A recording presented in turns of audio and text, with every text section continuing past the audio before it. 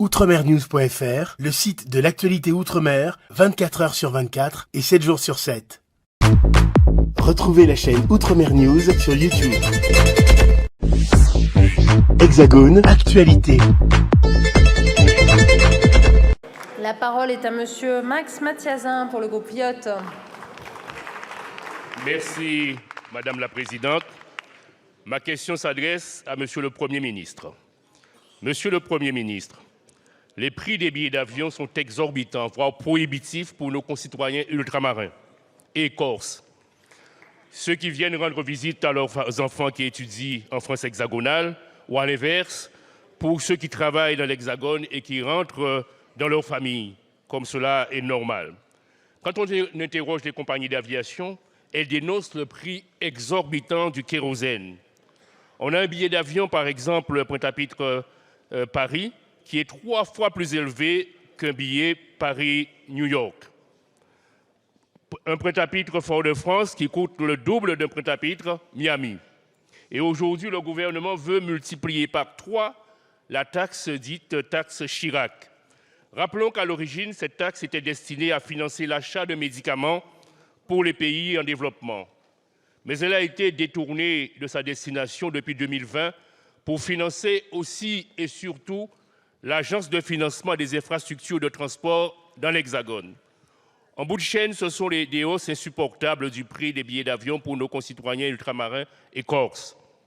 Comment, dans ce contexte, pouvons-nous parler de continuité territoriale pour laquelle nous nous battons depuis si longtemps?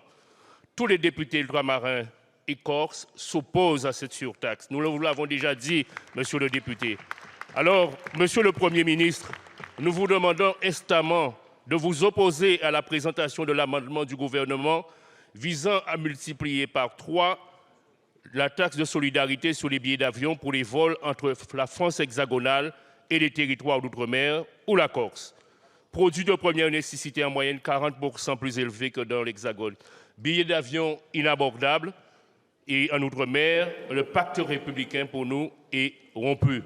Alors allez-vous, monsieur le Premier ministre, vous opposer à cet amendement?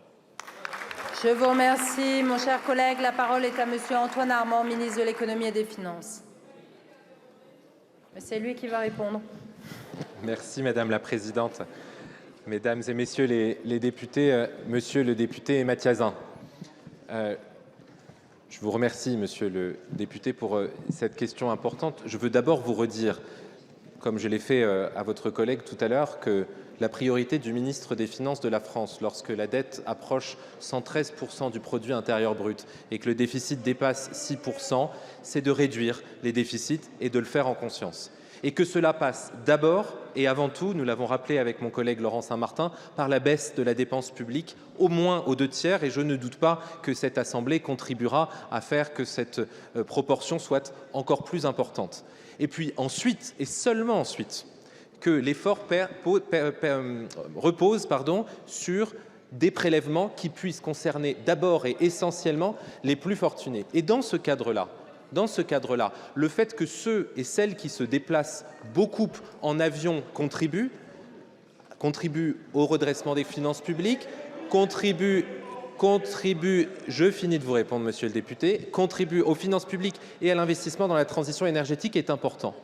Et dans ce cadre-là, se pose évidemment la question des voyages européens ou assimilés et évidemment la question de nos compatriotes qui vont de leur pays à leur propre pays, parfois pour des questions professionnelles, parfois pour des questions personnelles, peu importe, c'est de la continuité territoriale, c'est le pacte républicain et nous aurons un attachement extrêmement fort à ce que dans le barème, dans le calibrage du prélèvement qui sera prévu et que nous ferons, je n'en doute pas, avec l'ensemble des parlementaires de cette Assemblée, ultramarins ou non, puisque nous représentons tous l'ensemble de nos concitoyens, nous puissions trouver un chemin pour que cela ne repose pas essentiellement sur les compatriotes d'outre-mer. Outremernews.fr, le site de l'actualité Outre-mer, 24 heures sur 24 et 7 jours sur 7.